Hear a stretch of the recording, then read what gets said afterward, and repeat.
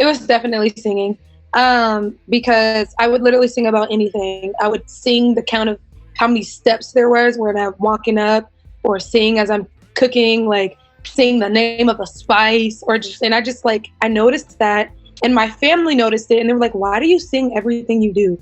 I'm like, I do that? And I'm like, wait, I do that. Like, yeah, so it was definitely singing.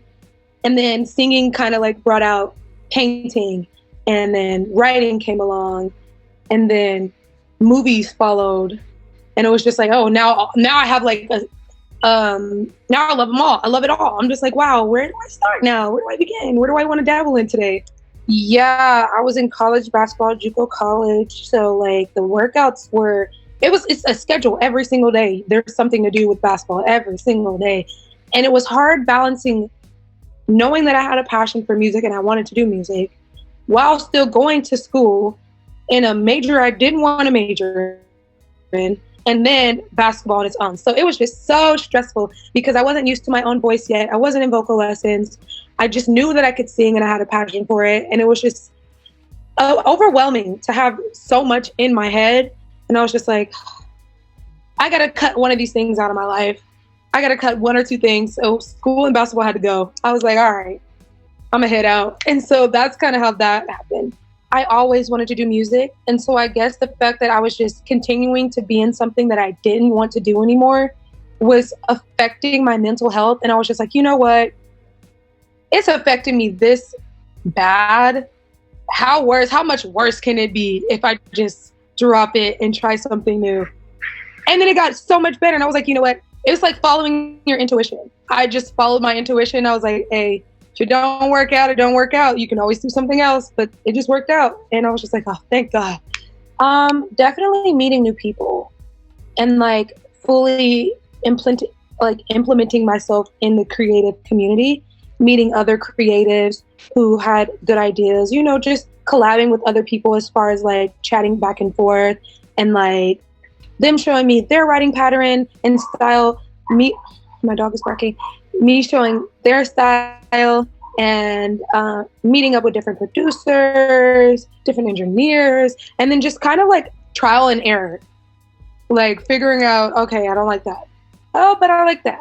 But I don't like this, but I like that. Maybe we should take the two things that I do like and put them together, and then boom. Yeah. And that's kind of how it started. Trial and error. I think it's important to look outside the box as far as like your music, because when you restrict yourself into a box, you put more blockages on yourself, and you put more of a creative block within yourself. And so you need to step outside your comfort zone, because that's what's going to make you stand out more. You need to test yourself, push yourself to the limits, see if you even like R&B, if you're more of a pop. And I don't consider myself R&B pop or anything. I just consider myself as an artist in general, because I don't want to be restricted to a box. So because it allows you to be more creatively free instead of being like, it needs to sound more R&B. Just put it out there. It's fine. I promise you it's fine. If I could give a piece of advice for myself, I wouldn't give myself any advice, just because I'm exactly where I need to be in this time, in this present moment. And I feel like I've done everything right and I'm on the right path. And I've also manifested, but I've also put the work into that manifestation equally, because I kind of understand that. So I don't think I did anything wrong. I feel like I just, kind of navigated well. But as far as giving anyone else advice, I would just try to tell them to be like their true authentic self. Be more authentically you. Don't be on Instagram and social media and stuff like that looking at what people have, because they could be miserable at home, but on Instagram they look great. So don't even worry about it. Don't even trip. Stay in your lane, get your tunnel vision on, and just work on yourself.